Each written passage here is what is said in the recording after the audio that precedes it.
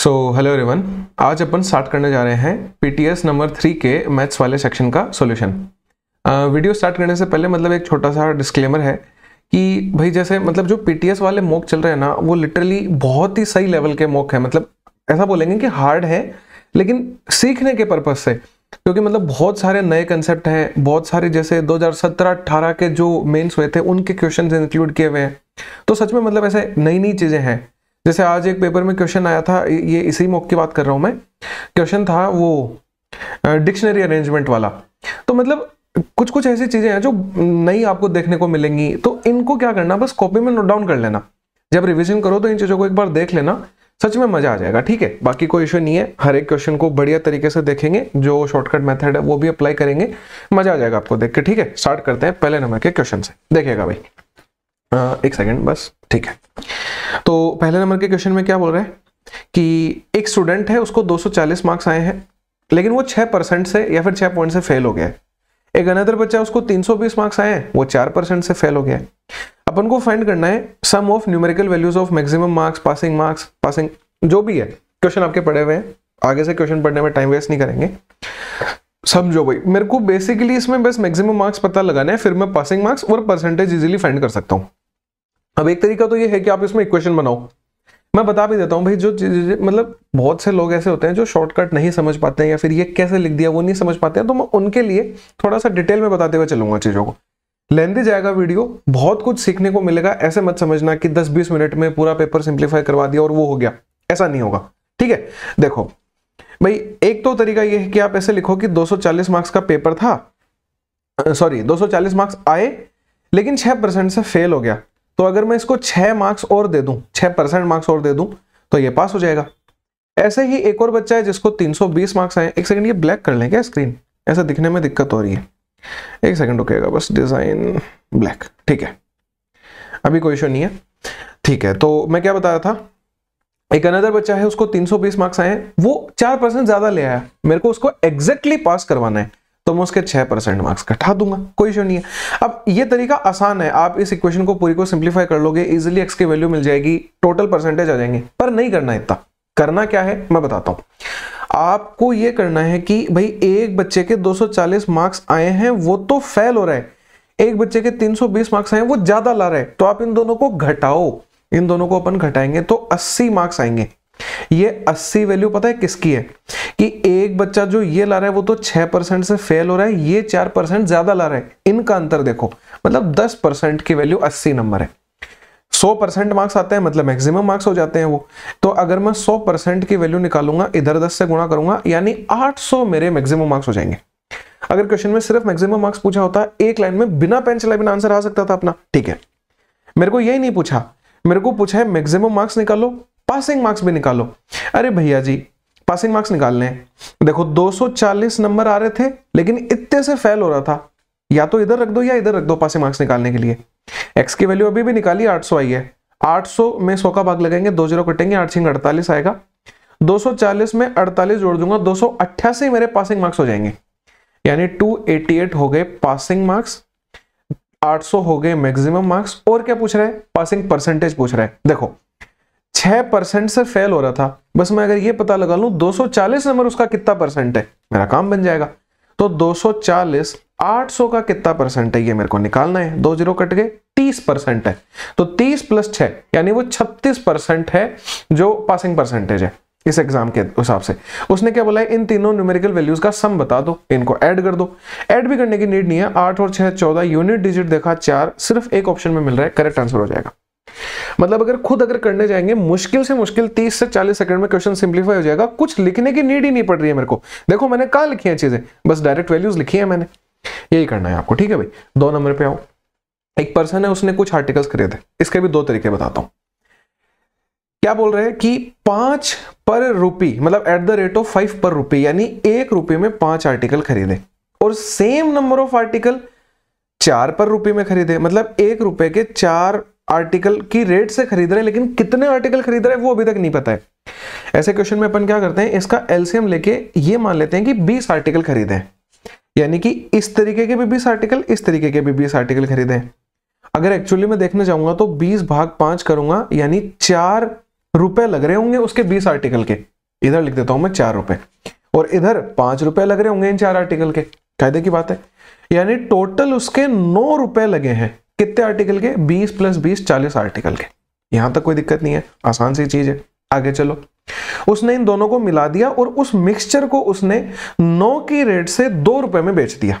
कोई दिक्कत नहीं है, मैं लिख देता हूं कि भाई 9 की रेट से 2 रुपए में बेच दिया।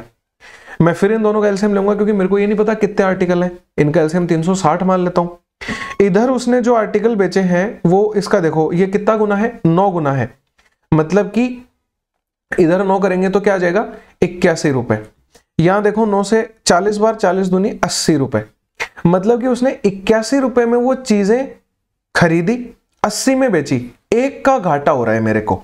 81 में खरीदी, 80 में बेची, 1 का घाटा हो रहा है। लेकिन इसने मेरे को क्वेश्चन में 3 का घाटा दे रखा है। लाइट चली गई है, कोई नहीं, कंटिन्यू करते हैं। 1 का घाटा हुआ है, ठीक है। और मेरे को इधर क्या दे रखा है? 360 आइटम्स है, लेकिन मेरे को तो क्या करवाना है? 3 का घाटा करवाना है, मतलब इधर 3 से गुणा करना है तो इधर भी 3 से गुणा करना पड़ेगा। 360 × 3 करूंगा तो मेरे को क्या मिल जाएगा? 1080 मेरा आंसर मिल जाएगा कि टोटल नंबर ऑफ आर्टिकल जो खरीदे गए थे वो 1080 थे। कोई इशू नहीं है, इजीली समझ में आया होगा। एक और मेथड बताने की ट्राई करता हूं, बेशक इससे शॉर्ट मिलेगा, लेकिन ऐसा ये कि थोड़ा सा बस एक्स्ट्रा अपन को सोचना पड़ सकता है उस मेथड में। मैं ऐसे मान लेता हूं कि भाई मेरे पास में 5 रेट वाले कुछ आर्टिकल हैं, 4 रेट वाले, मतलब 4 की दर से, 5 की दर से और 9 की दर से, ऐसी कुछ वैल्यूज हैं। तो मैं क्या करता हूं कि इन तीनों का एलसीएम ले लेता हूं, 9 का, 5 का और 4 का। भाई इनका 20 हो गया, 9 के साथ लेंगे तो 180 मेरा एलसीएम आ रहा है। मतलब 180 अगर आर्टिकल खरीदता हूं मैं 5 की दर से 1 रुपए के अकॉर्डिंग, तो मेरे को टोटल कितने रुपए पड़ेंगे? 36 रुपए पड़ेंगे। अगर 4 वाली दर से खरीदता हूं वही 180 आर्टिकल, क्योंकि इसने बोला है ना सेम नंबर ऑफ आर्टिकल, तो यहां पे मेरे को पड़ेंगे 45 रुपए। यानी टोटल मेरे को खर्चा आया 81 रुपए का 360 आर्टिकल के लिए। कोई इशू नहीं है, ठीक है। अब लेकिन क्या हुआ, मैंने बेचा किस हिसाब से कि मैंने 9 की रेट से बेचा 2 रुपए के अकॉर्डिंग। अगर मैं वही 360 आर्टिकल के लिए निकालूंगा तो मेरे को 9 का कितना 40 गुना करना पड़ेगा, मतलब 2 रुपए का भी 40 गुना करना पड़ेगा। तो इधर तो 360 आर्टिकल आ जाएंगे, पर 40 का 2 गुना करूंगा मतलब 80 रुपए आ जाएंगे। अब फिर वही बात आ गई, मेरे को 1 का घाटा हो रहा है, पर मेरे को करवाना 3 का घाटा है, क्योंकि क्वेश्चन में 3 का लॉस दे रखा है। इसका 3 गुना किया तो इसका भी 3 गुना करो, इसका 3 गुना करेंगे 1080 आंसर आएगा। तरीके बदलने से आंसर नहीं बदलते, बस आपको क्या है कि चीजों को सोचना उस अकॉर्डिंग पड़ेगा। 1080 सही है। थर्ड नंबर पे आते हैं। एक डीलर है, वो 19% का डिस्काउंट देता है। इस क्वेश्चन में मैंने हमेशा बताया है कि आप मार्क प्राइस को 100 मान लो, क्वेश्चन बहुत ईजी बन जाएगा। देखो वैसे कायदे से तो मेरे को पता है 900 मानना चाहिए था, क्योंकि आगे मेरे को 1/9 की फ्रैक्शन दिख रही है, पर कोई इश्यू नहीं है, मैनेज हो जाएगी इतनी चीज तो, ठीक है। ये मैं क्यों कर रहा हूं, क्योंकि बहुत से बच्चे इतना आगे जाके पढ़ नहीं पाएंगे क्वेश्चन को कि भाई मैं 9 देख लूं और मैं 900 मान लूं, तो एकदम प्रैक्टिकल बातें कर रहे हैं अपन, ठीक है। अब वो बोल रहे हैं 19% का डिस्काउंट दे रहा है। जब भी मार्क प्राइस पर डिस्काउंट देते हैं तो सेलिंग प्राइस आती है, यानी 81 रुपए में बेच रहा है। लेकिन उसने क्या बोला कि ऐसा करने से वो 17% कमा रहा है। अरे भैया जी, एसपी से अब मैं सीपी पे डायरेक्टली जा सकता हूं, क्योंकि मेरे को गेन पता है। तो 81 × 100 और गेन 17 का हो रहा है, तो बटे 117 आ जाएगा। मिल गया, कोई दिक्कत नहीं है। अब आगे चलो, आगे क्या बोल रहा है कि if the cost price of the article increases by इतना, यानी कि जो कॉस्ट प्राइस है वो इंक्रीज हो जाए। भाई 81 × 100 बटे 117 थी, ये इंक्रीज हो जाए देखो 11 से 1/9 की फ्रैक्शन 1/9 इंक्रीज हो जाए, मतलब 10/9 हो जाए, यानी कि 10/9 हो जाए। 9 से 81 9 बार, 9 से 117 13 बार, 1000/13 हो जाए मेरी सीपी। कोई इशू नहीं है, ये नई सीपी आ गई। आगे क्या बोल रहे हैं, कितना डिस्काउंट परसेंटेज उसको अलाउ करना चाहिए मार्क प्राइस पे, ताकि वो अर्न करे सेम परसेंटेज ऑफ प्रॉफिट जितना वो पहले कर रहा था। तो भाई मेरे को दे रखा है क्वेश्चन के अंदर कि वो 17% का प्रॉफिट गेन कर रहा था पहले। अगर मेरे को इसी सीपी पे 17% का प्रॉफिट गेन करवाना है तो मैं एसपी इजीली निकाल सकता हूं, 1000/13 × 117/100। ये इससे कट जाएगा 9 बार, 2 0 से 2 0, मतलब 90 रुपए अब मेरी एसपी होनी चाहिए।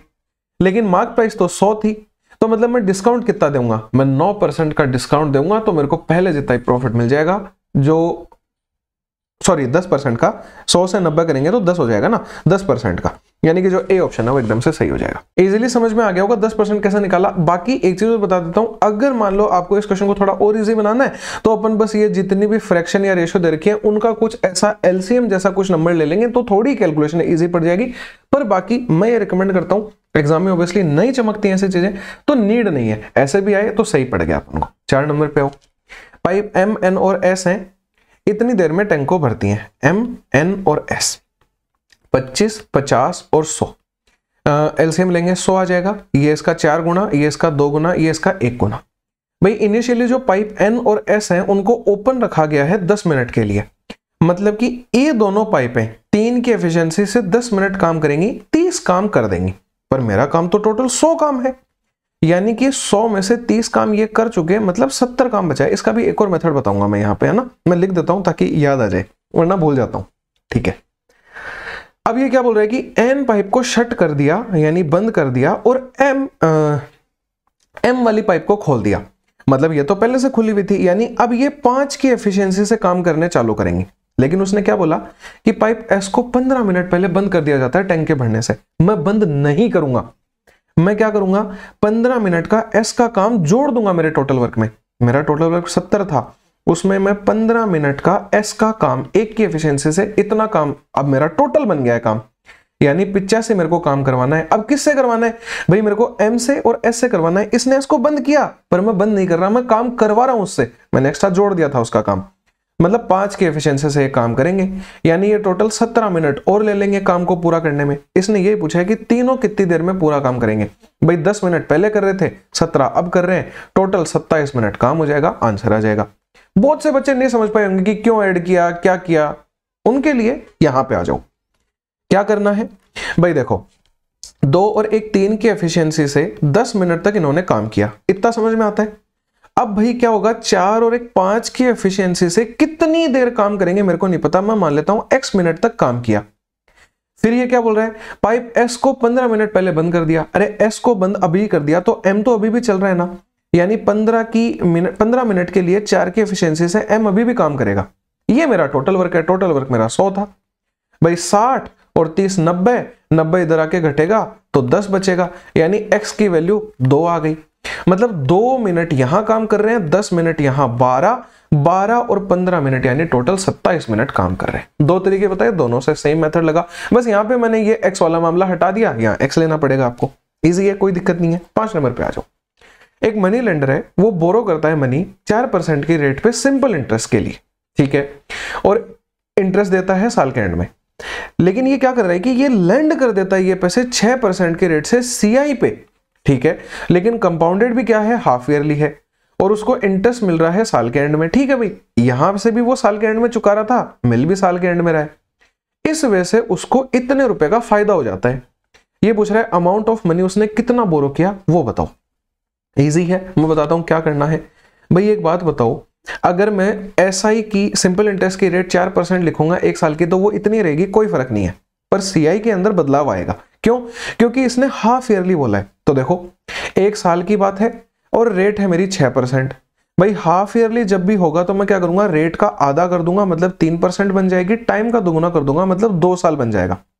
3% की रेट से 2 साल का अगर इफेक्टिव निकालूंगा, फॉर्मूला होता है a + b + ab / 100, तो ये 6.09 हो जाएगा। कैसे कि 3 + 3 + 3 गुणा 3 और बटे 100। तो देखो 6 और प्लस में 0.09 यानी 6.09 बन गया। इजी लगा, कोई इशू नहीं है। अब भाई सिंपल इंटरेस्ट की रेट इतनी है, कंपाउंड इंटरेस्ट की रेट इतनी है, इसने मेरे को दे रखा है कि उसको इतना फायदा हुआ। अरे भैया जी, फायदा वही तो होता है जो एसआई और सीआई की रेट में 1 साल के लिए, क्योंकि देखो मैंने 1 साल के लिए किसी को पैसा दिया, वो मेरे को लास्ट में ब्याज चुकाएगा, और सीआई की रेट से भी वो मेरे को ब्याज चुकाएगा। मेरे को जितना ज्यादा ब्याज मिल रहा है वो इन दोनों का अंतर ही तो होगा ना। तो 6.09 में से 4 को घटा दो, 2.09 का मेरे को फायदा मिल रहा है परसेंटेज में। इसने मेरे को इतना फायदा रखा है, वैल्यू बटा किसकी गुणा चाहिए, जिसकी लगा दो। क्या होगा कि भाई 104.5 वैल्यू है, वो 2.09 की है। मेरे को परसेंटेज मतलब अमाउंट ऑफ मनी निकालना है, कितना बोरो किया, मतलब मेरे को 100 की वैल्यू निकालनी है। ये इसका कितने गुणा है भाई, ऐसे कर लो, पॉइंटों को भूल ही जाओ। देखो 209 का 5 गुना करता हूं तो 1045 आ रहा है। 9 का 5 गुना 45, 2 का 5 गुना 10 और 500। और भाई दो के आगे पॉइंट यहां था, एक के आगे यहां, एक जीरो और लग जाएगी, 5000 मेरा आंसर आ जाएगा। बाकी मेरे को मतलब ही नहीं है जीरो से, मेरे को सिर्फ 5 दिखा, एक ही ऑप्शन ऐसा था 5 वाला, मैं 5000 कर दूंगा, कोई इशू नहीं है, आराम से समझ में आ गया। 6 नंबर पे आ जाओ। ठीक है, अब ये छठे नंबर पे आ जाओ। ये भी शानदार क्वेश्चन है सच में, मतलब मजेदार क्वेश्चन है। देखो इसमें क्या बोल रहे हैं कि डबल स्टार मार्क किया है, सच में कॉपी में होना चाहिए। एक आर्टिकल है वो 2500 रुपए का है, लेकिन कैश पे जब लेते हैं जब, लेकिन अगर अपन 520 रुपए कैश डाउन पेमेंट देते हैं तो अपन को 4 किस्तें बनवानी पड़ेंगी। ठीक है, वो बोल रहे हैं कि अगर रेट ऑफ इंटरेस्ट 25% है पर एनम के हिसाब से, तो कैलकुलेट करो मंथली इंस्टॉलमेंट अप्रोक्सीमेटली। ठीक है, इजी है, देखो मैं बताता हूँ। सोचना पड़ेगा थोड़ा सा, इसके अंदर दिमाग लगाना पड़ेगा कि भाई कोई भी एक आर्टिकल है वो 2500 रुपए का है, 520 रुपए अगर मैं डाउन पेमेंट उसका दे देता हूं तो 1980 रुपए बच गए। उतने की मेरे को किस्त बनवानी पड़ेगी। उस 1980 की वो 4 किस्तें बनवा रहे हैं। तो देखना मतलब मेरे को मूल मूल मतलब एक्चुअली में रुपए देने कितने पड़ेंगे वो देखेगा कि 1980 रुपए तो मेरे को टोटली देने। ये मैंने कैसे निकाले कि भाई 2500 में से 520 घटा दिया, 1920 रुपए तो पूरे चुकाने हैं। पर देखो क्या होता है कि पहले ये कहानी समझ लो कि भाई जब भी अपन ईएमआई पे कोई भी फोन लेने जाते हो, कुछ भी XYZ चीजें लेने जाते हो इंस्टॉलमेंट के ऊपर, तो ये नहीं होता कि भाई जो नो कॉस्ट ईएमआई होती है, ऐसा कुछ भी कंसेप्ट नहीं होता है। वो कुछ ना कुछ तो कमाएगा दुकानदार, ऐसे तो है नहीं कि आपको वो 4 महीने के लिए फ्री के अंदर फोन यूज करने देगा और खुद घाटे में जाएगा। तो वो क्या करता है कि जो आपको ईएमआई पे पैसा हुआ है ना, उससे वो खुद भी प्रॉफिट कमाता है। पूरी कहानी मेरी समझाई हुई है। बैंक का एग्जांपल मैंने लिया था कि भाई बैंक को आप अगर पहले आपने 4 साल के लिए पैसे लिए, एक एग्जांपल दे रहा हूं, और पहले साल आपने 1000 रुपए चुकाए, तो बैंक वो 1000 रुपए किसी और को दे देगा ब्याज पे। ये वाली कहानी पता है अपन को। फिर बैंक उनका 3 साल तक, मान लो 4 साल की 4 किस्तें हैं, तो 3 साल तक बैंक उनका ब्याज खाएगा। दूसरे साल जो पैसे चुकाऊंगा उनका 2 साल तक ब्याज खाएगा। तीसरे साल जो चुकाऊंगा उनका 1 साल तक ब्याज खाएगा। चौथे साल में पूरे पैसे चुका दूंगा तो फिर कोई ब्याज नहीं होगा मेरी तरफ से। ये कहानी बताई हुई है। तो भाई 1980 रुपए मेरे को चुकाने थे, और ये 1980 रुपए के ऊपर मैं ब्याज कितना दूंगा पहले मैं वो निकाल लेता हूं, फिर अपन इंस्टॉलमेंट की बात अलग से करेंगे। तो 1980 रुपए के ऊपर 25% के हिसाब से बटे 100 करेंगे। और ये मंथली मतलब ये तो एनम का था, मेरे को मंथली चाहिए, तो मैं इसको 12 से भाग लगा दूंगा। 25 से 100 को 4 बार काट दो, 4 से इसको काट दो, 4 चौके 16, 9 चौके 36, ये 5 बार कट गया। अच्छा मैं 4 भूल गया ना, 4 किस्तें थी। ठीक है, तो अब 4/12 ये 3 बार आ जाएगा। अब ये इससे कट जाएगा, 3 से ये कटेगा 1 बार, और फिर 6 18 और फिर 165 आ गया। इसको इसमें जोड़ लेते हैं तो ये कितना आ जाएगा 2200। इसको इसमें जोड़ेंगे तो कितना आ जाएगा 45, तो ये आएगा 2145 रुपए मेरे को टोटल क्या करना है, चुकाना है। ठीक है, अब मैं इंस्टॉलमेंट की बातें कर लेता हूं। तो भाई क्या हुआ कि देखो मेरे को इंस्टॉलमेंट चुकानी थी 4, तो मतलब 4 इंस्टॉलमेंट तो पूरी पूरी चुकानी है, पर इन 4 इंस्टॉलमेंटों पे कुछ ब्याज भी तो चुकाना पड़ेगा ना। फिर इन दोनों को अपन इक्वेट कर लेंगे। ठीक है, तो इंस्टॉलमेंट वाले ब्याज की बात करते हैं। भाई इंस्टॉलमेंट आई रुपए थी, उसके ऊपर 25% की रेट के हिसाब से 100 बटे आएगा ही आएगा, और ये महीने के हिसाब से निकालनी है तो 12 से भाग लगाना पड़ेगा। पर यहाँ क्या लिखूंगा मैं, रेट में क्या आएगा भाई, ऐसे समझ लेना है रेट के लिए कि पहले साल जो मैंने पैसे दिए या फिर पहले महीने में, उनका वो 3 महीने तक ब्याज खाएगा। दूसरे महीने जो दिए उनका 2 महीने तक, तीसरी बार जो दिए उनका 1 महीने तक, लास्ट वाले में वो कुछ कमा नहीं पाएगा। तो मैं यहाँ लिख देता हूँ 3 + 2 + 1, यानी 3 4 5 और 1 6 आ जाएगा। यहाँ से 6 से 12 कटेगा 2 बार, 25 से 100 कटेगा 4 बार, I/8 आ गया। 8 चौके 32 और 1 33, I/8 आ जाएगा। और यही मेरा बराबर है 2145 के। 33 I/8 आ गया। इसको सिंप्लीफाई करो भाई यहाँ से, तो ये कटेगा, देखो 6 और 6 11 से कट रहे हैं, ये 3 बार, ये 11 से 1 बार, फिर 9 बार, फिर 5 बार। ठीक है, डायरेक्टली भी काट सकते थे पर कोई बात नहीं। 3 से ये कट जाएगा 15 बार, 65 को 8 से गुणा करेंगे 520 आ जाएगा। मतलब 520 रुपए की मेरे को इंस्टॉलमेंट करवानी पड़ेगी, जो मैं मंथली चुका रहा हूँ। ये जो फर्स्ट ऑप्शन है एकदम से करेक्ट हो जाएगा। मजेदार क्वेश्चन था सच में, इसको स्टार मार्क करके भाई जहां रख रखे हो वहां रखना इन क्वेश्चनों को, बहुत जरूरी क्वेश्चन है ये वाले। 7 नंबर में क्या बोल रहे हैं, amount obtain by investing a certain sum at R% per annum for 3 year. कि मतलब जितना अमाउंट मिलता है R% के रेट से 3 साल के लिए, पी प्रिंसिपल है, ये होता है अमाउंट का फॉर्मूला, प्रिंसिपल उसमें सिंपल इंटरेस्ट जोड़ दो। तो जो अमाउंट ऑब्टेन होता है, मतलब मैं ये लिख देता हूं प्रिंसिपल प्लस सिंपल इंटरेस्ट लिखना है भाई। पी अमाउंट, पी प्रिंसिपल के ऊपर R% की रेट से 3 साल के लिए, अब ये सिंपल इंटरेस्ट ये प्रिंसिपल जुड़ के अमाउंट बन गया। ये कितना है, is equal to simple interest on the same sum, simple interest on the same sum, same rate, लेकिन टाइम इस बार 13 साल बटे 100। एक इक्वेशन है, इजीली वैल्यू ऑफ R निकल जाएगी। देखो कैसे, क्योंकि P कट जाएगा पूरी इक्वेशन से। या तो P अभी उड़ा दो, कोई दिक्कत नहीं है, या फिर अगले स्टेप में उड़ा देना। देखो यहां से मैं P निकालूंगा, ये 13 PR बटे 100 है, ये 3 PR बटे 100 है, उधर जाके कटेगा तो 10 PR बटे 100 बच जाएगा। ये दोनों कट गए, ये कट गया, R बराबर 10% आंसर आ गया। कोई दिक्कत नहीं है, इजीली आ गया। 8 नंबर पे आ जाओ। ये सारा रेशियो दे रखा है, ये पूछा है, ये 2/3 ही आंसर होगा। क्यों होगा मैं बता देता हूं भाई। P बटे Q बराबर R बटे S बराबर T बटे U बराबर 2/3 दे रखा है। मेरे को इसकी वैल्यू पूछ रहा है, पता है क्या करना है। देखो MP NR प्लस OT और बटे MQ और प्लस में NS प्लस OU, ठीक है। इसमें क्या होगा, मैं वैल्यूज रखूंगा। तो देखो अब P की वैल्यू 2x है, यहां पे कोई मल्टीप्लाइंग फैक्टर होता है, पर वो 2x आएगा, यहां पे भी आएगा, यहां आएगा, वो सारे कट जाएंगे। देखो मैं बताता हूं क्या करना है। M रखा रहने दो, P की जगह 2 रख दो, तो M इंटू 2, मतलब मैं 2x भी लिख रहा हूं तो कोई फर्क नहीं पड़ेगा, उससे देखेगा आप। N इंटू में R की जगह भी 2, T की जगह भी 2, फिर क्या होगा M as it is, Q की जगह क्या आ जाएगा 3, फिर N की जगह क्या आ जाएगा, मतलब N तो एज इट इज, S की जगह क्या आ जाएगा 3, फिर O और U की जगह क्या आ जाएगा, फिर 3 आ जाएगा। अब देखो भाई 2 2 2 3 3 3 कॉमन निकाल सकते हैं 2 को, तो ऊपर MNO बचेगा, नीचे से 3 को कॉमन निकालेंगे MNO बचेगा, दोनों एक दूसरे से कट जाएंगे, आंसर 2/3 आना इवेंचुअली। मतलब ऐसा जब भी कोई फ्रैक्शन देगा तो आपको यही दिमाग लगा लेना है कि अगर MNO है तो ये एक दूसरे से कट जाएंगे, और जो मेरा फ्रैक्शन दे रखा होगा मेरे को वही मिलेगा 2:3, ठीक है। 9 नंबर पे चलो। A ने इन्वेस्ट किए हैं 6 लाख रुपए more than B in a business. ये वही प्यारा क्वेश्चन है, इसको स्टार मार्क कर लेना, ठीक है।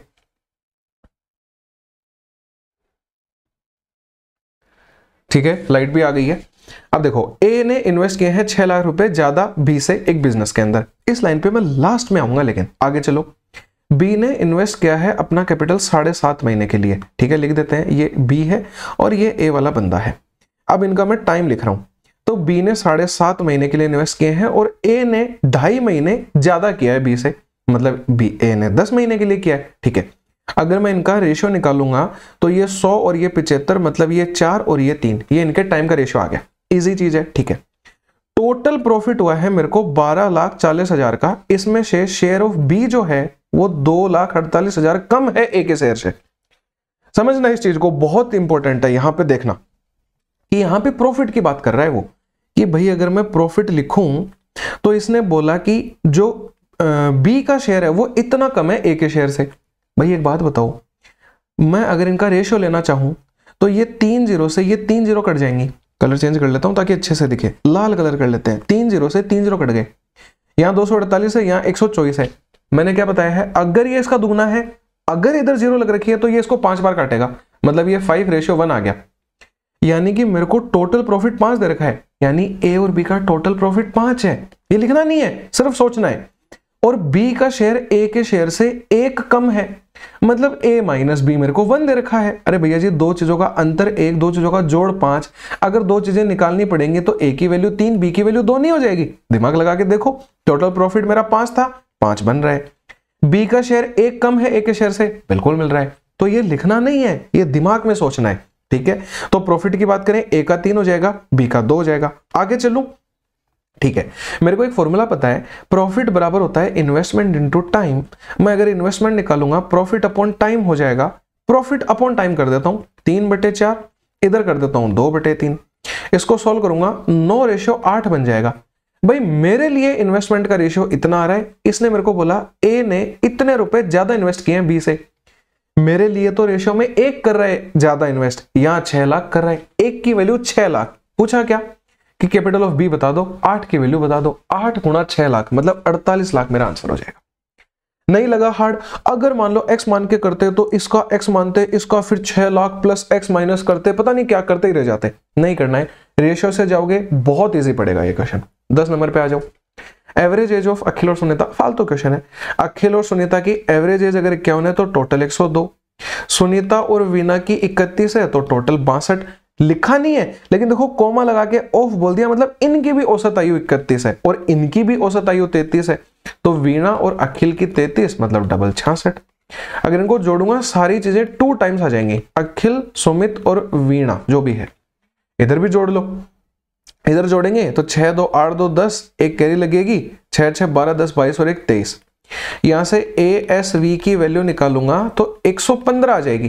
पर मेरे को ये नहीं पूछा, मेरे को उसने पूछा कि वीणा की आयु बताओ।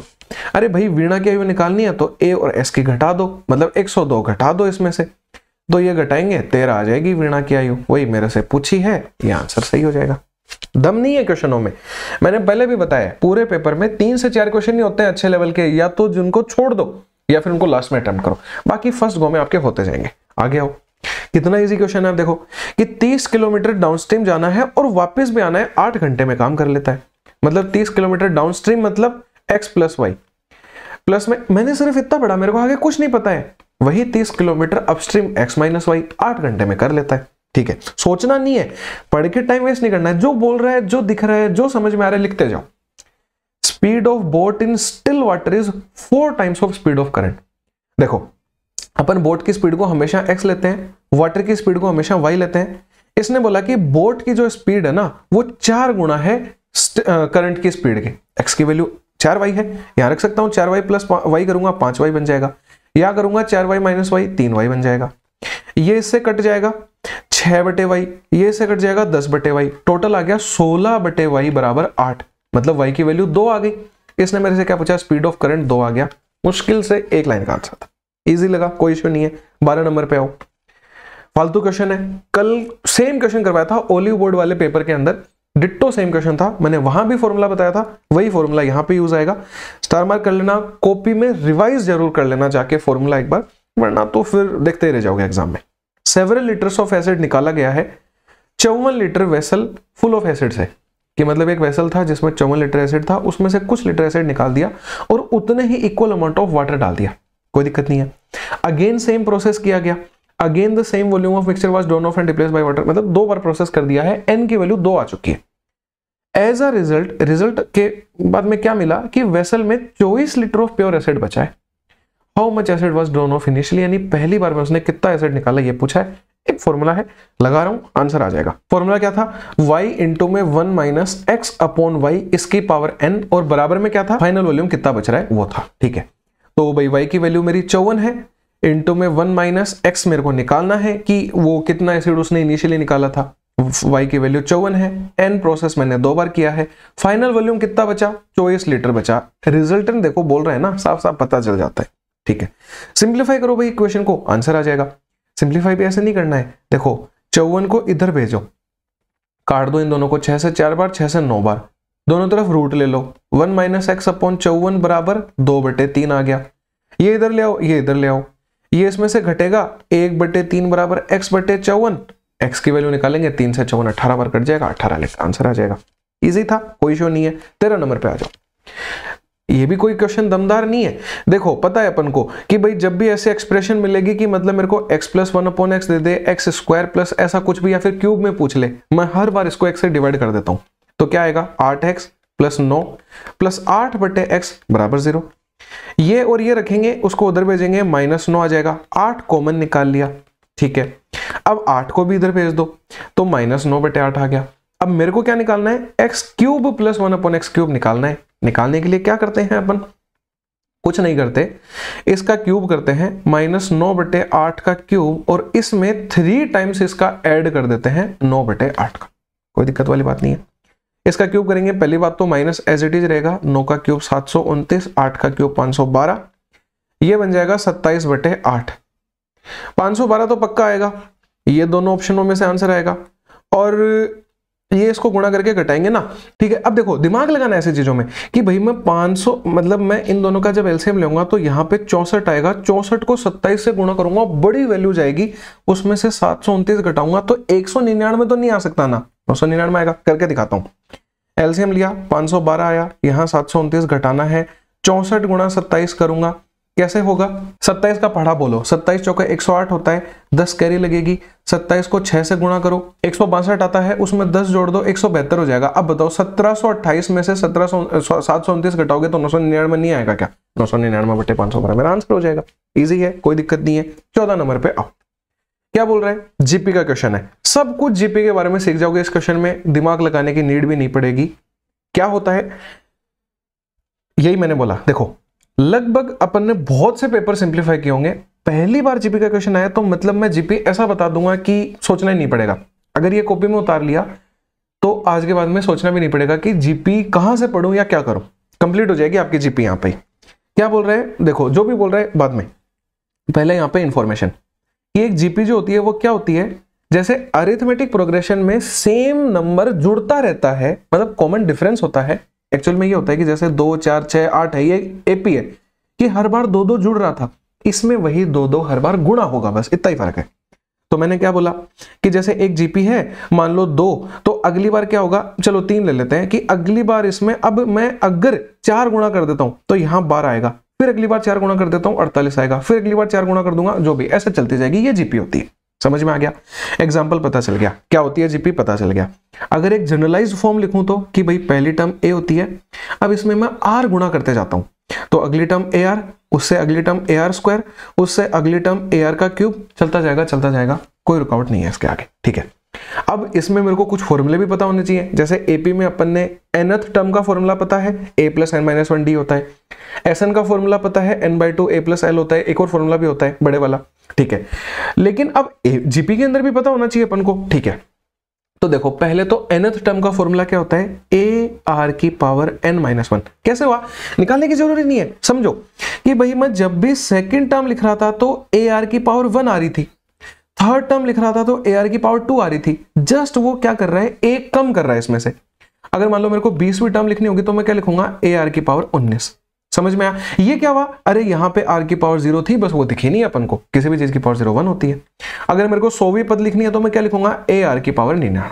समझ में आ गया? कोई दिक्कत नहीं है, एक्स्ट्रा चीजें सीखने को मिल रही हैं। अब मैं इनके an तो बता दिया, nth टर्म, sn बता देता हूं।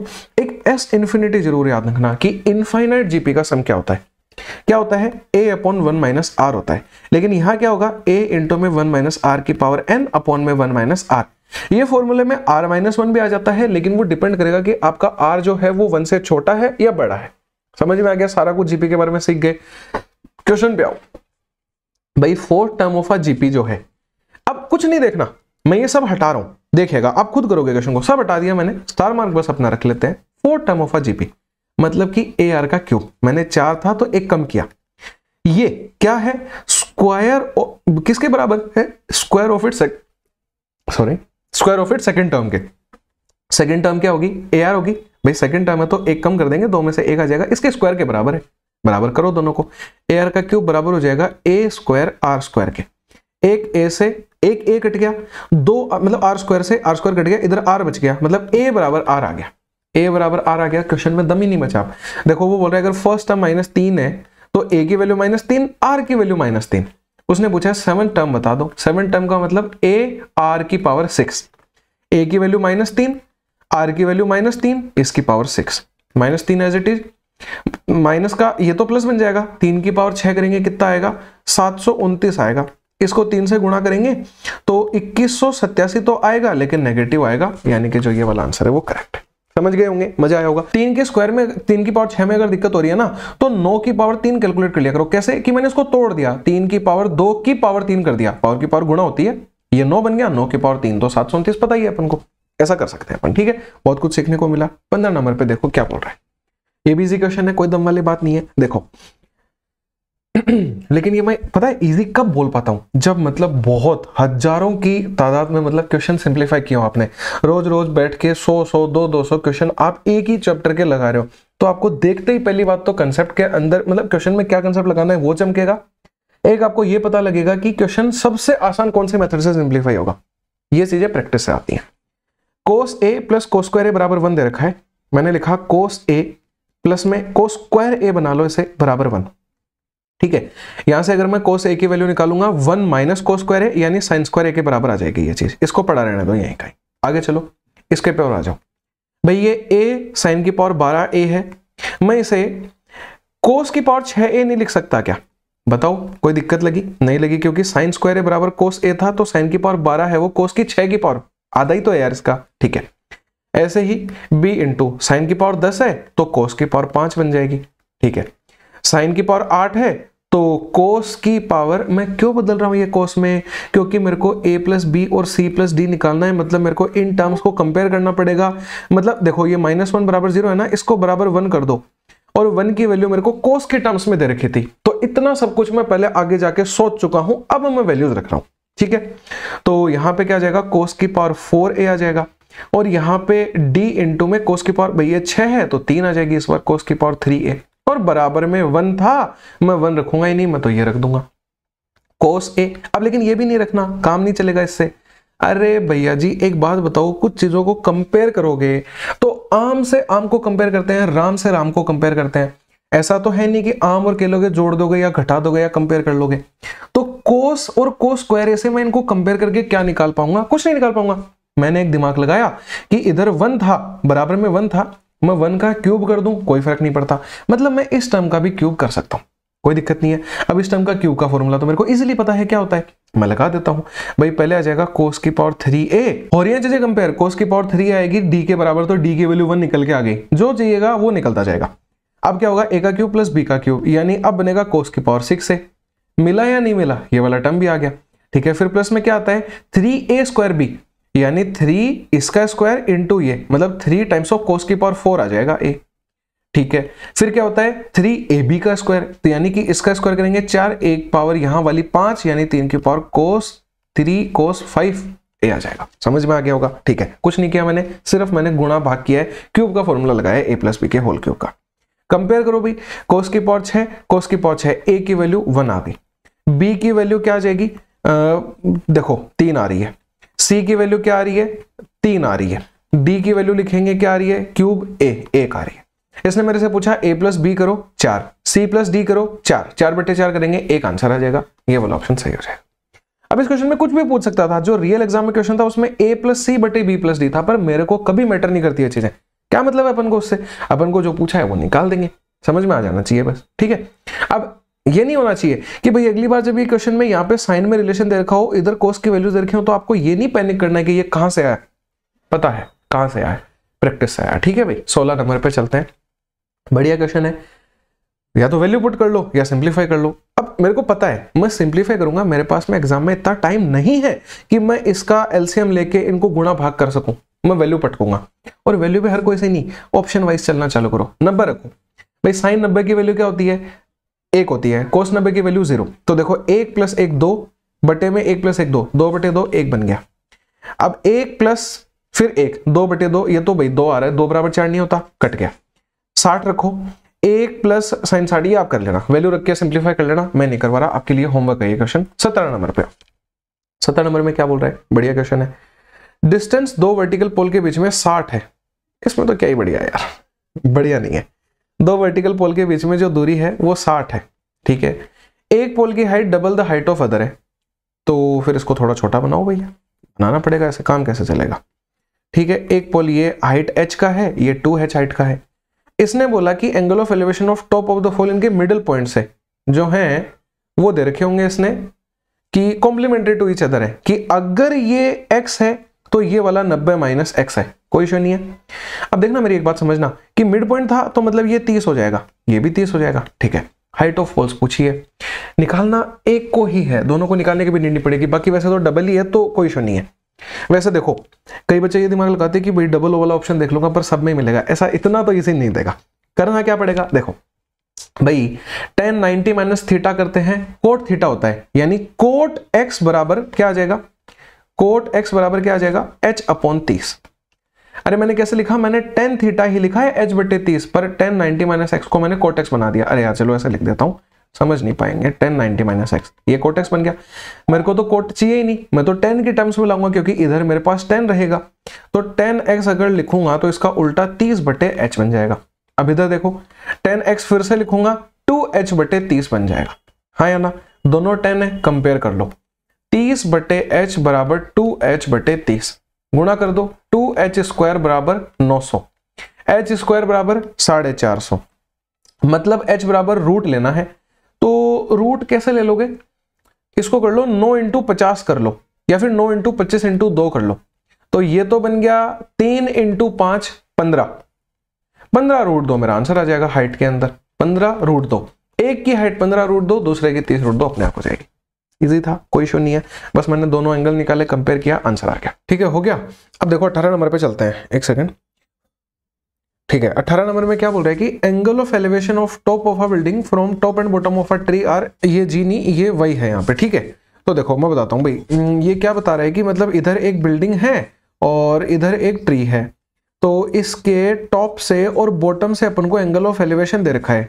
तो भाई देखो, अगर ये x है तो ये वाला वही हो जाएगा, रिस्पेक्टिवली बोला है उसने। हाइट ऑफ ट्री अगर h मीटर है तो हाइट ऑफ बिल्डिंग अपन से पूछ रहा है, भाई ये h है, ये भी h हो जाएगा।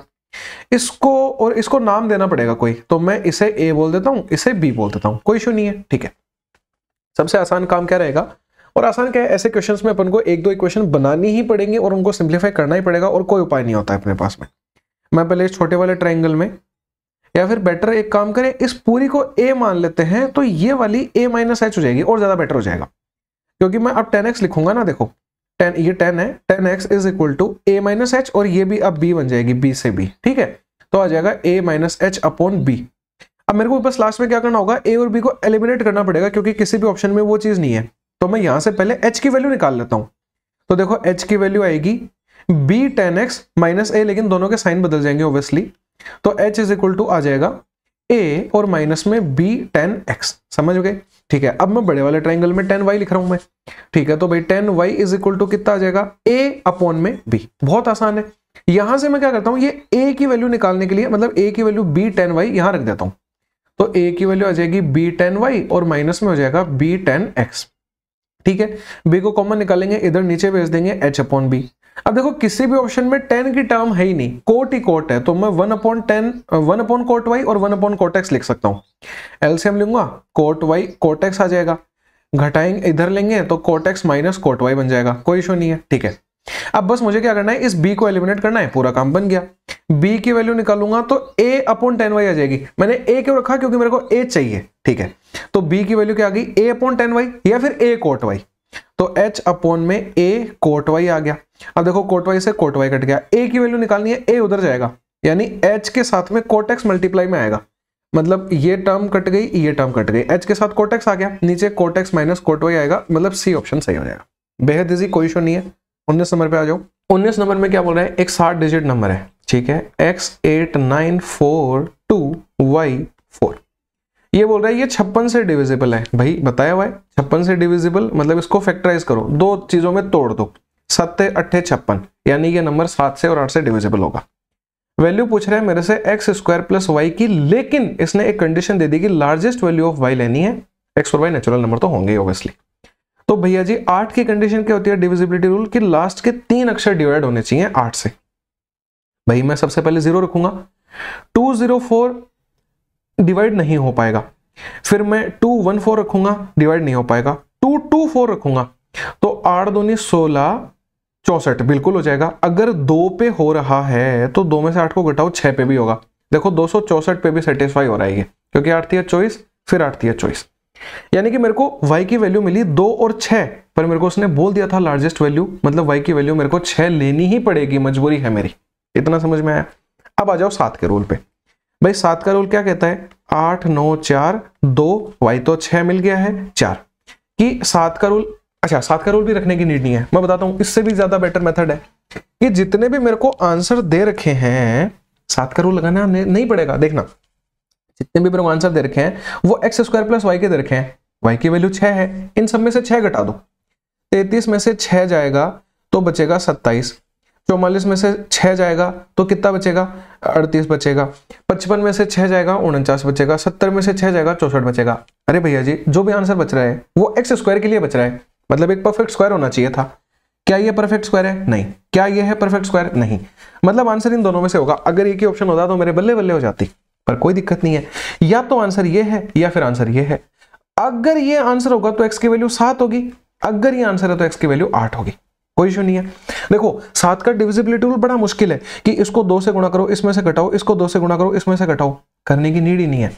मैं 7 रख देता हूँ यहाँ पे x को, और मैं यहाँ पे 8 रख देता हूँ x को, दोनों में से जो भी सेटिस्फाई करेगा वो मेरा आंसर हो जाएगा। मैं 7 से भाग तो बहुत जल्दी दे सकता हूँ। देखो 7 एकम 7, 7 एकम 7, 19 के लिए 7 दूनी 14, 54, 54 के लिए 7 7 49, 52 के लिए फिर 7 7 49, फिर 36 के लिए 35, फिर 14, बिल्कुल 7 ही आंसर आएगा। भाग देके मतलब 3 सेकंड में मैंने भाग देके पता लगा लिया। अगर लेकिन मैं डिविजिबिलिटी रूल इसका लगाने जाता 7 का, 1-1.5 मिनट खा जाता मेरी। इसलिए 7 किसके रिस्पेक्ट में, 49, 55 के रिस्पेक्ट में, यानी यही मेरा आंसर। इजी है, कोई दिक्कत नहीं है। 20 नंबर पे आओ। हाईएस्ट कॉमन फैक्टर और लोवेस्ट कॉमन मल्टीपल 2 नंबर के, P और Q 2 नंबर है, उनके A और B हैं। मेरे को एक कंडीशन पता है, देखते ही दिमाग में आ जाने चाहिए कि एलसीएम गुणा HCF बराबर होता है नंबर गुणा नंबर के। हाँ या ना? मतलब कि P गुणा Q बराबर हो जाएगा A गुणा B के। इतना तो मैं समझ पा रहा हूं, ठीक है। P गुणा Q बराबर A गुणा B मिल गया। ये बोल रहे हैं A प्लस B बराबर P प्लस Q है, ठीक है। A प्लस B बराबर दे रखा है मेरे को P प्लस Q के। वैल्यू पूछ रहे हैं A क्यूब B क्यूब की। अरे भैया जी इसका क्यूब कर दो। इसका मैं क्यूब करूंगा मतलब इसका क्यूब हो जाएगा, इसका क्यूब क्या होगा, P cube plus Q cube plus में 3PQ और इंटू में P प्लस Q। कोई इशू नहीं है, ठीक है। P cube plus Q cube की वैल्यू मेरे को इधर इसका भी क्यूब कर दो, तो ये हो जाएगा A cube plus B cube plus में 3AB और इंटू में A प्लस B। कोई इशू नहीं है, मेरे को ये वैल्यू निकालनी है, मतलब बाकी सब एलिमिनेट करना पड़ेगा, ठीक है। देखो भाई P into Q A into B के बराबर है, मतलब यहाँ A इंटू B आ जाएगा, और A प्लस B जो है वो P प्लस Q के बराबर था, यानी P प्लस Q की जगह A प्लस B आ जाएगा। देखो ये इससे कट गया, मतलब A cube plus B cube बराबर हो गया P cube plus Q cube के। ये मेरा आंसर सही हो जाएगा। इजी था, सिर्फ कैलकुलेशन थी फालतू की। 21 नंबर पे आओ। बढ़िया क्वेश्चन है। बढ़िया तो क्या है, बस इसमें ये दिमाग लगाना है कि ये वाला बस एरिया मेरे को ध्यान रखना पड़ेगा। अगर ये एरिया में ध्यान में रख लूंगा तो मेरे क्वेश्चन में कोई दम वाली बात बचेगी नहीं, ठीक है। देखो कैसे करता है इस क्वेश्चन को अपन, कि भाई गिवन फिगर में 4 आइडेंटिकल सेमी सर्कल दे रखे हैं, 1 2 3 4, और एक क्वाड्रेंट के अंदर बनाया गया है। XA की वैल्यू 7 दे रखी है। एरिया पूछ रहा है शेडेड रीजन का। फालतू क्वेश्चन होते हैं ऐसे वाले, कोई बड़ी दम वाली बात नहीं होती है इनमें। पता है कैसे करना है भाई, पहले इस पूरे का एरिया निकाल लो। अगर ये 7 तो ये भी 7, मतलब कि मेरे को रेडियस मिल गई 14, 7 और 7 14 मिल गई। यानी कि मैं क्या करूंगा, पहले मैं एक ओवरव्यू दे देता हूं। मैं बड़े वाले ये जो मेरा क्वाड्रेंट है इसका एरिया निकालूंगा, यानी πr² बटे 4 निकालूंगा मैं। फिर इसमें से मैं क्या करूंगा, 1 और 1 2, मतलब इन दोनों से एक सर्कल बनेगा, इन दोनों से एक सर्कल बनेगा, टोटल 2 सर्कल बन जाएंगे। यानी मैं 2 सर्कल का एरिया πr का r1 बोल देता हूं, r1 का स्क्वायर घटाऊंगा, इसमें से ये घटा दूंगा। लेकिन ऐसा करने से क्या होगा, ये वाला एरिया 2 बार घट जाएगा, तो ये जो एक्स्ट्रा एरिया है इसको एक बार ऐड करना पड़ेगा। यही मेरा आंसर है। सबसे मशक्कत वाला काम यही होगा, बाकी बहुत ईजी है। वैल्यू रखना चालू करो। पाई भी रख ही देते हैं, 22/7 रेडियस का स्क्वायर, रेडियस 14 है, 14 इंटू 14 और बटे 4, 7 से 14 2 बार कट गया, 2 से 4 2 बार, 2 से 14 7 बार, 22 7 154 आ गया। माइनस में 2, पाई की वैल्यू फिर से 22/7, रेडियस 1 का स्क्वायर करना है। अब छोटे वाले की रेडियस, भाई डायमीटर 7 था, रेडियस 7/2 हो जाएगी, तो 7/2 इंटू 7/2, ये कट गया, ये 2 से ये 2 कट गया, 2 से 22 11 बार कट गया, ये 77 बन गया। 154 में से 77 घटाना है, बस जोड़ना क्या है वो और पता लगा लो। ये थोड़ा सा भाई ध्यान दीजिएगा इस चीज के ऊपर, इतने एरिया में करेंगे। क्या बोल रहे हैं कि मेरे को इस एरिया बताओ। अरे तो ऐसा करो ना कि आप इसको यहां, ये तो दिखेगा नहीं, मैं ये ले लेता हूं, इसको आप यहां मिला दो, कोई दिक्कत नहीं है। अब ऐसा करते हैं कि यहां इसे मिला देते हैं। भाई देखो ये जो है एक रेडियस है, ये इधर भी एक रेडियस है, यानी कि मेरे को एक राइट एंगल ट्रायंगल मिल गया यहाँ पे। इस राइट एंगल ट्रायंगल का अगर मैं एरिया निकाल लूं और मैं एक सेक्टर का एरिया निकाल लूं, ये वाले सेक्टर का एरिया, उसमें से मैं ट्रायंगल का एरिया घटा दूं, तो मेरे को इस पत्ती का एरिया मिल जाएगा, उसका डबल कर दूंगा तो मेरा आंसर मिल जाएगा मेरे को, ठीक है। तो मेरे को डबल करना है, किस चीज का करना है डबल, अच्छा यहां लिखता हूं, डबल करना है किस चीज का, कि मैं निकालूंगा पहले सेक्टर का एरिया। सेक्टर का एरिया कैसे निकालते हैं, πr²/4 से वैल्यू रखते हुए चलते हैं, 22/7, रेडियस क्या लेनी पड़ेगी 7/2, फिर 7/2, और फिर ये तो सेक्टर है तो 1/4 भी आएगा। ये तो सेक्टर का एरिया लिखा मैंने, कौन से सेक्टर का, यार लाल कलर से करके दिखा दूं क्या, कंफ्यूज ना हो जाओ आप। ये और ये सेक्टर का एरिया लिया है मैंने।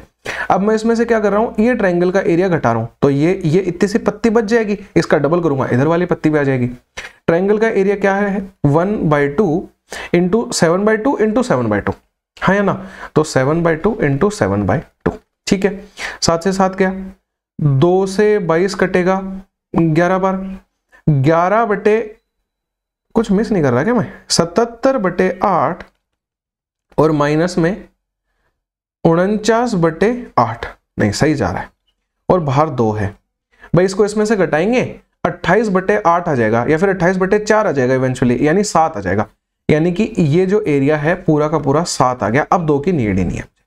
तो 154 में से मेरे को क्या करना है, माइनस करना है 70 को, यानी ये आ जाएगा 8 और 4, 84 मेरा एरिया आ जाएगा। ये मेरा करेक्ट आंसर होगा। होप सो कि समझ में आया होगा। मेरे को पता है थोड़ा सा कंफ्यूजिंग था, थोड़ा सा लेंदी भी था। एग्जाम में ऐसे क्वेश्चन को हमेशा लास्ट टाइम अटेम्प्ट करना है, ये ऑलरेडी सारी चीजें बताई हुई हैं, बाकी कोई दिक्कत वाली बात नहीं है इसमें, ठीक है भाई। 22 नंबर पे चलते हैं। देखो 22 नंबर में क्या बोल रहा है कि एक पिरामिड है, उसका स्क्वायर बेस है। डायग्राम बनाता हूं विजुअलाइजेशन के लिए, नीड नहीं पड़ेगी बाकी एग्जाम में। ये मैंने बना दिया एक स्क्वायर, ठीक है। इस स्क्वायर पे पिरामिड कुछ इस तरीके से बनेगा, ऐसा पिरामिड बन जाएगा। और अब देखो इसने क्या बोला, साइड ऑफ स्क्वायर 12 है, हाइट पिरामिड की 21 है, तो हाइट ऐसे ले लेते हैं अपन कि ऐसे ले लेते हैं हाइट को, ठीक है, और हाइट को इधर मिला देते हैं, ये 21 है। इसने बोला कि पिरामिड को 3 पार्ट्स में काटा गया है, 2 cut parallel to its base मारे। भाई एक कट ऐसे मारेगा, एक कट ऐसे मारेगा, तो 3 पार्ट में डिवाइड हो जाएगा, 1, 2 और 3। ये बोल रहा है कट जो है वो 7 और 14 सेंटीमीटर की हाइट पे है बेस से। भाई बेस से पहला कट 7 सेंटीमीटर की हाइट पे है, दूसरा कट 14 पे है, तो यहां से यहां तक 7 ही हो जाएगी। टोटल 21 था, 14 में ले चुका हूं, तो अभी भी ये 7 बचा है। मतलब तीनों जो हाइट है वो बराबर रेशियो में काटा गया है।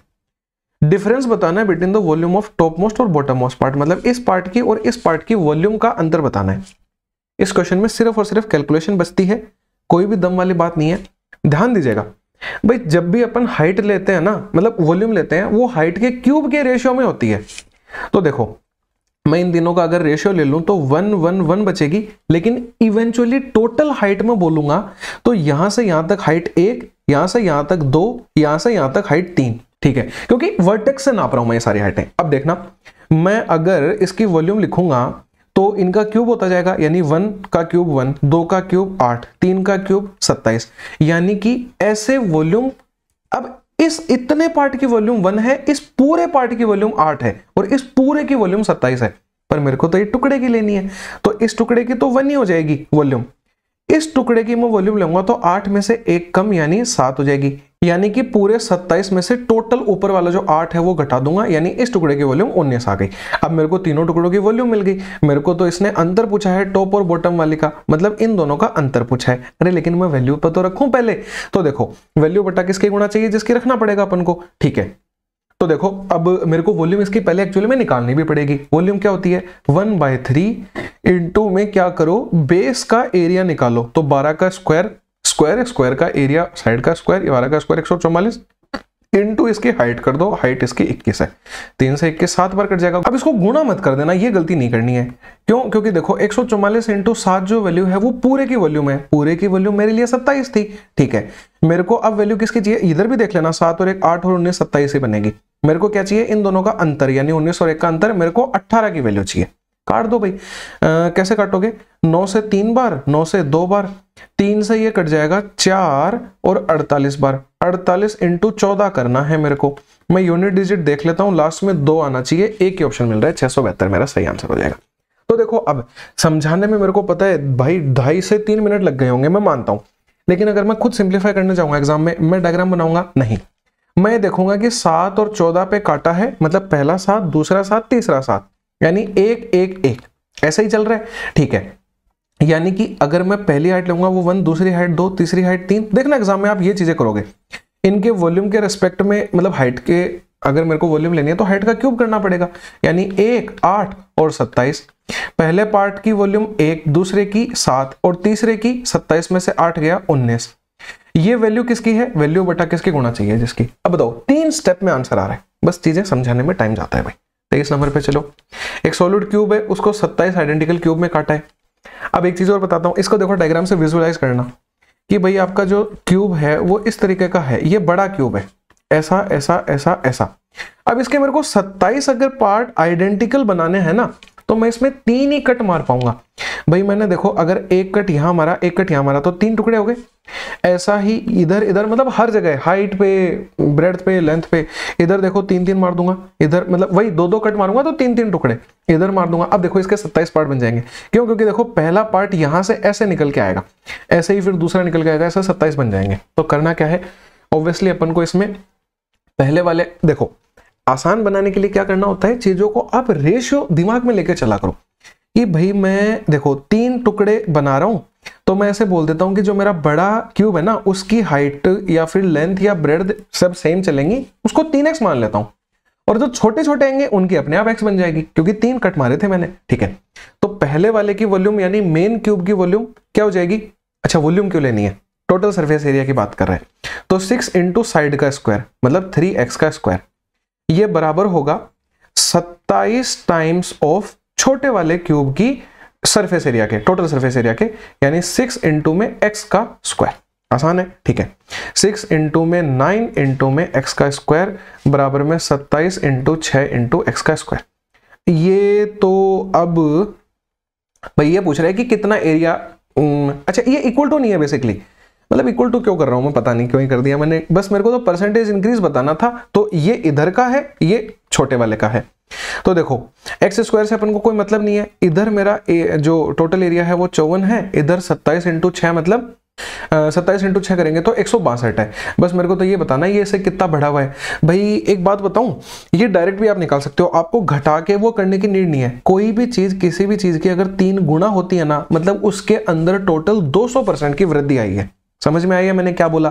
जो नहीं समझे हैं वो 54 से 162 को घटाना 108 आएगा, बटे 54 करोगे और इंटू 100 कर दोगे, ये इसको 2 बार काट देगा, 200% की वृद्धि आपको दिख जाएगी। समझ में आ गया होगा। 24 नंबर पे चल लेते हैं। एंगल बिटवीन लाइंस पूछा है।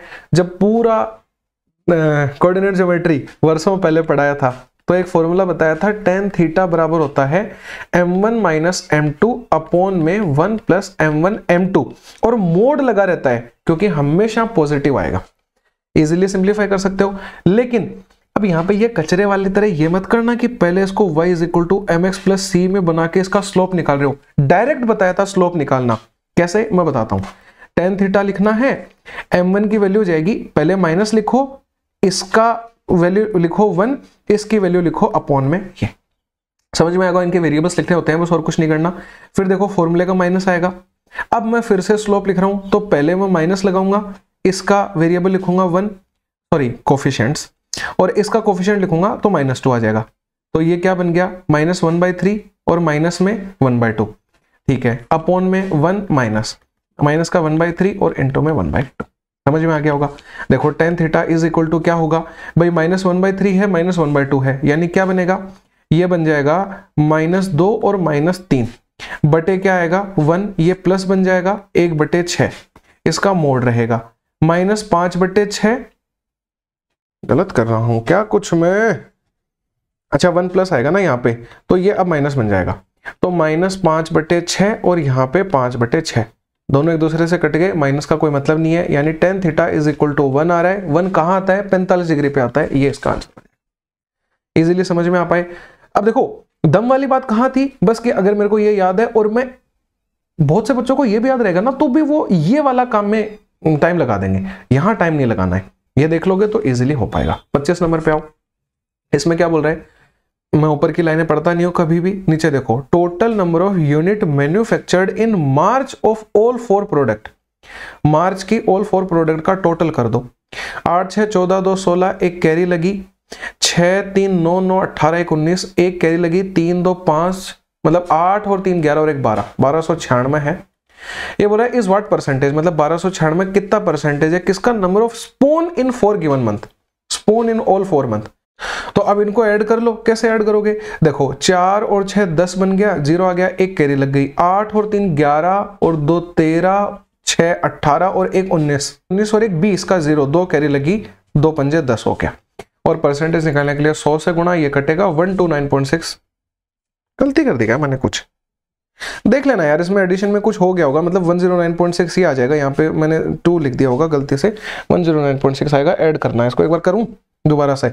8 6 14 और 2 16 का 6, एक कैरी लगी, 6 3 9 9 18 1 19 का 9, फिर एक कैरी लगी, तो 6 3 9 और एक 10 ही तो आएगा ना। ठीक है, गलती से लिख दिया था, कोई बात नहीं। 26 नंबर पे आओ। स्टैंडर्ड डेविएशन दे रखा है, वेरिएंस पूछ रहा है, इसका स्क्वायर कर दो। क्यों? क्योंकि मैंने याद करवाया था स्टैंडर्ड डेविएशन होता है v में v, मतलब रूट v। तो अगर वेरिएंस निकालना है तो स्टैंडर्ड डेविएशन का स्क्वायर होगा। और मैंने बताया हुआ है 5 के एंडिंग वाले नंबर का स्क्वायर करने की ट्रिक, कि इस 6 के आगे गिनती में क्या आता है 7, तो 7 और 6 को गुणा करो 42, 5 का स्क्वायर 25, तो 42.25 आंसर आ जाएगा। समझ में आ गया होगा। मैं लिख देता हूं, वेरिएंस बराबर स्टैंडर्ड डेविएशन का स्क्वायर यानी 6.5 का स्क्वायर यानी 42.25। ठीक है, अब ये जिनको नहीं पता है वो 2-3 एग्जांपल इसके ट्राई कर लेना। मान लो 75 का स्क्वायर निकालोगे तो 7 8 56, 5 का स्क्वायर 25, आसान सा तरीका है। 27 नंबर पे आ जाओ। राम और लक्ष्मण शूटर्स हैं। प्रोबेबिलिटी के क्वेश्चन तो देखते ही मतलब मैं ऐसे मान लेता हूं कि भाई बोनस मिल गया है मेरे को। Odds in favour of Ram hitting the target are इतना। तो अगर मैं राम के हिट करने की प्रोबेबिलिटी निकाल दूं तो 2/5 हो जाएगी, क्योंकि 2 बार हिट कर रहा है, टोटल 5 है। और लक्ष्मण ओड्स अगेंस्ट दे रखे हैं, मतलब लक्ष्मण के ना हिट करने की 3/7 है। लक्ष्मण के ना हिट करने की 3/7 है, या फिर मैं बोल दूं हिट करने की 4/7 है। मैंने दोनों के हिट करने की प्रोबेबिलिटी लिख दी है। ठीक है, अब देखो क्या बोल रहा है, what is the probability that exactly one of them hit the target. Exactly इनमें से एक जना टारगेट को हिट करे, उसकी प्रोबेबिलिटी बतानी है। कैसे निकालेंगे भाई? देखो एग्जैक्टली एक हिट करे तो मैं पहले राम को हिट करवा रहा हूं, तो 2/5 यानी ये हिट नहीं करेगा, मतलब 3/7 लिख दो। फिर प्लस में इस बार ये हिट करेगा यानी 4/7। ठीक है, अब ये इसके हिट करने की होगी तो इसके ना हिट करने की 3/5 हो जाएगी, तो 3/5 लिख दो। अब देखो 12 और ये 6 यानी 18/35 मेरा आंसर आ जाएगा। जो ऑप्शन ये है वो सही हो जाएगा। ठीक है भाई, 28 नंबर पे आ जाओ। 3 म्यूचुअली एक्सक्लूसिव इवेंट्स हैं, कंडीशन लिखनी पड़ेगी, और एग्जॉस्टिव इवेंट्स भी हैं। कंडीशन लिख देता हूं, वैसे बहुत इजी है। देख क्या होती है इनकी कंडीशन कि P of A union B union C जो है वो तो 1 के बराबर हो जाता है, और जो इंटरसेक्शन है एग्जॉस्टिव इवेंट्स के अंदर क्या हो जाता है कि ये 0 के बराबर होती है। और पर्टिकुलरली मतलब P of A intersection B ये भी फिर 0 के बराबर ही रहेगा, और यही बराबर होगा P of B intersection C के, यही बराबर होगा P of C intersection A के, इंटरसेक्शन A के। मतलब बाकी पता है, लेकिन एक्चुअली में जिसको ये ध्यान में है ना पहले से कि ये क्या होती है कंडीशंस, उनको ये लिखने की नीड नहीं है, दिमाग में फॉर्मूला आ जाता है। पता है कैसे, मैं बताता हूँ। मेरे को P ऑफ A निकालना है ना, मैं फॉर्मूला लिखता हूँ।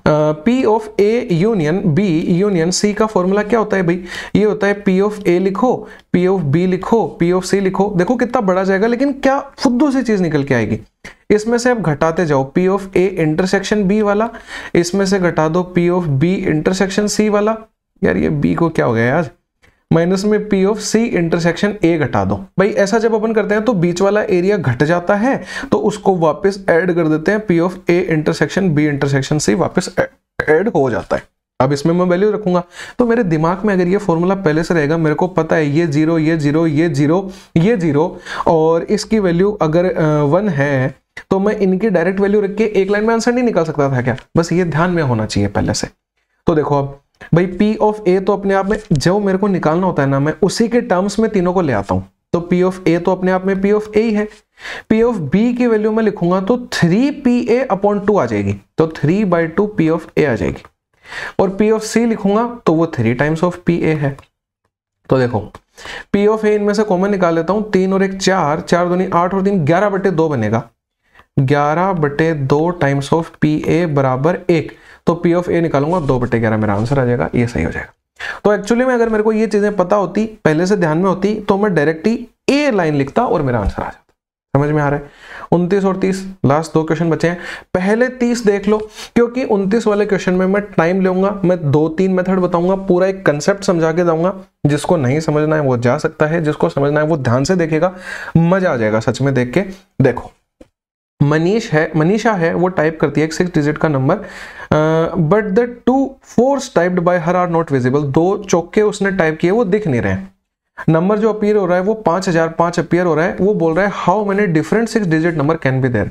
अरे भाई 6 डिजिट का नंबर है तो मेरे पास में 6 पोजीशन है उसमें, कि मैं इन दोनों चौकों को कहीं भी रख सकता हूं, तो मेरे को 6 में से बस 2 पोजीशन चूज करनी है। अरेंजमेंट का कोई लफड़ा नहीं है क्योंकि दोनों सेम दिख रहे हैं।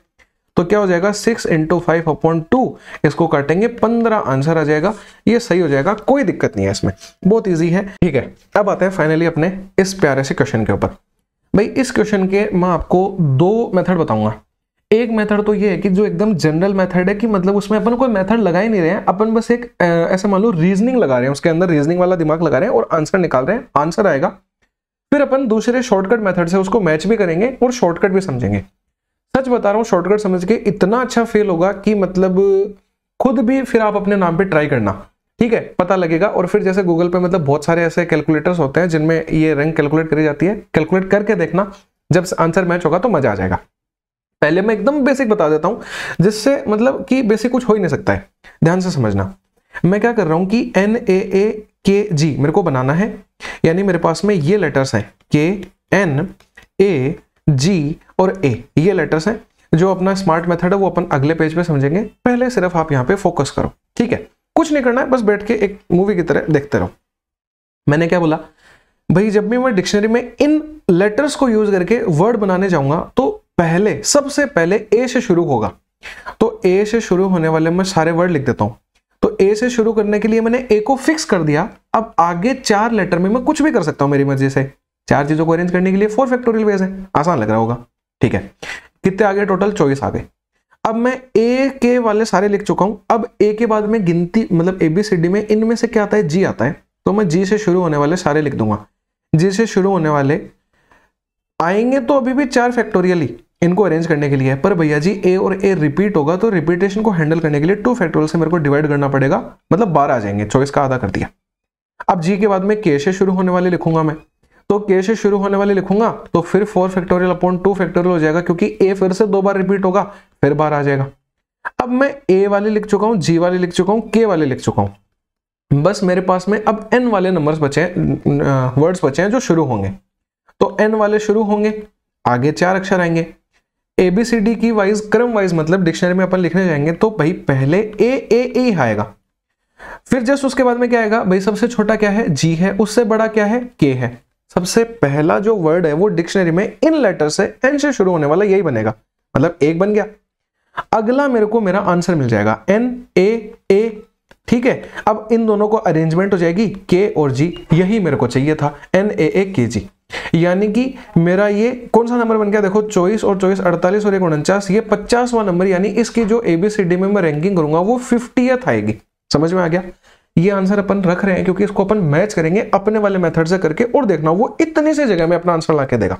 मैं चल रहा हूं आगे, समझिएगा। मैं यहाँ पे कोई एक ऐसा एग्जांपल ले लेता हूं जिसमें कुछ भी रिपीट ना करें। मैं 2 वर्ड बताऊंगा, एक रिपीट वाला, एक बिना रिपीट वाला, क्योंकि कुछ भी आ सकता है एग्जाम में, ठीक है। अभी जैसे देखो रिपीट वाला आ गया है, तो दोनों मेथड जानने जरूरी है, दोनों चीजें जाननी जरूरी है।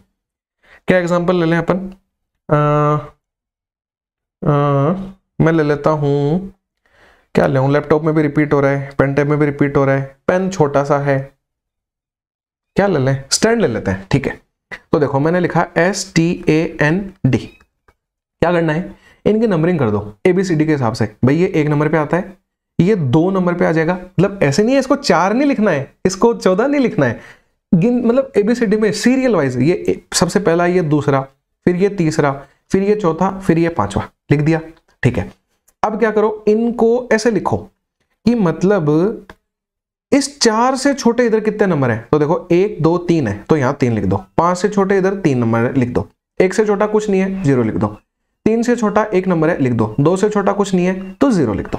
आसान लग रहा है, एकदम इजी, छोटी छोटी चीजें कर रहे हैं अपन। अब इधर से 0 फैक्टोरियल लिखना चालू करो। 0 factorial, 1 factorial, 2 factorial, 3 factorial, 4 factorial, ये भी इजी चीज है। अब इनको गुणा कर दो और इनको ऐड कर दो, आपका आंसर आ जाएगा। लेकिन लास्ट में बस एक +1 करना पड़ेगा आपको, ये ध्यान रखना हमेशा, क्योंकि ये इसके जस्ट पिछले नंबर तक की अपन रैंकिंग करते हैं, पिछले वर्ड तक की। एग्जैक्टली स्टैंड की रैंकिंग निकालने के लिए ये 1 ऐड करना पड़ता है। तो देखो यहाँ 0 आएगा, 1 × 1 फैक्टोरियल 1 आएगा, ये फिर 0 आ जाएगा, 3 का फैक्टोरियल 6 तिया 18 आ जाएगा, और 4 का फैक्टोरियल 24 तिया 72 आ जाएगा। इनको जोड़ लेना, 72 और 18 बनेगा 90, और 92 मतलब 92th रैंकिंग आएगी स्टैंड की, अगर आप डिक्शनरी के हिसाब से अरेंज करके इनको देखोगे तो। समझ में आ गया होगा, इजी लगा। अब मैं क्या बता रहा हूं, एक ऐसा वर्ड ले रहा हूं जिसमें रिपीट हो रहा हो और बहुत सारी चीजें रिपीट हो रही हो, ऐसा ले लेता हूं मैं। अपन ले लेते हैं अनुराधा ले लेते हैं, ठीक है, ANURADH और A, ठीक है। इसके अंदर एक है ना अच्छी चीज भी कर सकते हो आप, अपने नाम का लिखना निकालना, और गूगल पे बहुत सारे ऐसे मिल जाएंगे, मतलब आप लिखना उसके अंदर की डिक्शनरी रैंक कैलकुलेटर, वो पक्का कोई ना कोई एक ऐसा मिल ही जाएगा, तो उसमें फिर वेरीफाई करना, मजा आएगा देख के, ठीक है। अब देखो इसको क्या करना है, रिपीटेशन में क्या करना है, थोड़ा सा बदलाव करेंगे बस। भाई लिख दो पहले इनकी नंबरिंग, लेकिन हर एक ए को फिर 1 ही नंबर मिलेगा, ये देखना। तो भाई ए को, इसको भी 1, इसको भी 1, फिर ए के बाद में डी आता है तो डी को 2, फिर एच को 3, फिर एन को 4, फिर आर को 5, यू को 6। सबकी रैंकिंग हो गई, कोई इशू नहीं लगा। अब मैं वही काम करना है, छोटा लिखना है, 1 से छोटा कुछ भी नहीं है, 4 से छोटा 1 2 3 4, ये दोनों गिने जाएंगे अलग अलग, 4 लिख दिया। 6 से छोटा 1 2 3 4 5, 5 से छोटे 4, 1 से छोटा कुछ भी नहीं है, 2 से छोटा 1 है, 3 से छोटा 1 है, 1 से छोटा कुछ भी नहीं है। इतना इजी लगा, कोई दिक्कत नहीं है। अब क्या करना है, ऑब्वियसली वही लिखना है, 0 factorial, 1 factorial, 2 factorial, 3 factorial, 4 factorial, 5 factorial, 6 factorial, 7 factorial, ये भी कोई दिक्कत नहीं है। अब लेकिन इसमें एक स्टेप और एक्स्ट्रा आएगा कि इनको आपको डिवाइड करना पड़ेगा, किस चीजों से, इस नंबर को इंक्लूड करते हुए इधर कितनी चीजें रिपीट कर रही हैं उतने नंबर से इसको डिवाइड करना है। समझाता हूं कैसे, कि देखो 1 1 1 3 बार आ रहा है, मतलब 3 फैक्टोरियल से इसको डिवाइड करना पड़ेगा, इस नंबर को इंक्लूड करके रखना है। इस 4 के उधर कितने नंबर है जो रिपीट कर रहे हैं, देखो 1 और 1 2 बार रिपीट कर रहे हैं, 2 फैक्टोरियल। इस 6 के उधर 2 नंबर ऐसे हैं जो रिपीट कर रहे हैं, इस 5 के उधर 2 नंबर ऐसे हैं जो रिपीट कर रहे हैं, इस 1 के उधर कितने नंबर हैं, इसको भी इंक्लूड करना है, तो 2 फैक्टोरियल। अब इनके इधर तो कुछ रिपीट करेगा ही नहीं, तो कुछ लिखने की नीड नहीं है। समझ में आ गया, इनको गुणा करो, इनको ऐड करो, आपका आंसर आ जाएगा। तो मैंने क्या किया भाई, देखो यहां 0 आएगा, फिर यहां 1 आएगा, यहां पे 2 आएगा, ये तो पूरा ही 0 बन गया, ठीक है। ये पूरा कितना बनेगा, देखो 24/2 12, 12 गुणा 4 48 बनेगा, 120/2 यानी 60, 60 पंजे 300 बनेगा, ये 720/2 360, 360 गुणा 4 करेंगे 144 होता है, 1440 आ जाएगा। इन सबको जोड़ लेना और उसमें 1 ऐड कर देना एक्स्ट्रा, जो यहाँ पे कर रहे थे वही यहाँ भी करना है, वही आपकी अनुराधा की रैंकिंग होगी। मैं जोड़ के बता ये कितना हो जाएगा, देखो 8 और 2 10 और 11 और 12 1, ये आ जाएगा 1792, ठीक है, ये 1792 आ जाएगा। आप इसको करके देख लेना, एक बार जरूर निकाल के देखना अपने नाम की, या फिर इनको ही बिना देखे बिना एक बार करके देख लेना। अब अपन अपने क्वेश्चन पे चलते हैं, सब वेरीफाई हो जाएगा और सब क्लियर हो जाएगा दिमाग में। देखना भाई, मेरे को KNA, मेरा वर्ड पकड़ लो क्या है, NAAKG, इसी की निकालनी है, इसी को लिख दिया मैंने लिखा सबसे पहले कि रैंकिंग, इसका 1, इसका 1, फिर उसके बाद में G आता है, इसका 2, फिर इसका 3 और इसका 4 लिख दिया। मैं लिखूंगा इससे छोटे इधर कितने नंबर है, 4 नंबर है, इससे छोटे इधर 0, इससे छोटे इधर 0, इससे छोटा इधर 1, इससे छोटा इधर कुछ भी नहीं है तो 0। 0 फैक्टोरियल लिख दो, 1 फैक्टोरियल लिख दो, 2 फैक्टोरियल लिख दो, 3 फैक्टोरियल लिख दो, 4 फैक्टोरियल लिख दो। अब रिपीटेशन वाला काम करना पड़ेगा, तो देखो इस नंबर के उधर कितने 2 चीजें रिपीट हो रही हैं, 2 फैक्टोरियल से डिवाइड, इसके उधर 2 चीजें रिपीट हो रही हैं, इसको भी इंक्लूड करना होता है, तो 2 फैक्टोरियल से डिवाइड, इसके उधर कुछ रिपीट नहीं है, आगे कुछ रिपीट होगा ही नहीं। ये 0 देगा, ठीक है, ये 1 देगा, ठीक है, ये 0 देगा, ठीक है, ये भी 0 देगा, ठीक है, क्योंकि 0 से गुणा करने पे 0 ही बनेगा। ये 24/2 12, 12 गुणा 4 करेंगे 48, लेकिन एक 1 हमेशा ऐड करना है, 48 1 49 1 50। बताओ मैच किया या नहीं किया, 50 बराबर 50 लाए या नहीं लाए, यानी कि KNAAKG की जो रैंकिंग है वो डिक्शनरी के हिसाब से 50th आ जाएगी। सच में ऐसा लगा होगा कि मतलब अब इससे बाहर कभी कुछ आ नहीं सकता, या फिर इस कंसेप्ट के अगर कोई भी क्वेश्चन आएगा तो मेरे लिए बोनस हो जाएगा वो एक तरीके से, इतनी सी जगह में, मतलब 2 लाइनों में 2 स्टेप में आपका आंसर आ जाएगा। ठीक है, मजा आ गया होगा देख के। अगर मजा आया तो सच में लाइक करना और बताना कि मतलब कैसा लगा सारी चीजें देख के, और मतलब मिलते हैं बस अगले वीडियो के अंदर। जब तक के लिए बाय बाय, टेक केयर।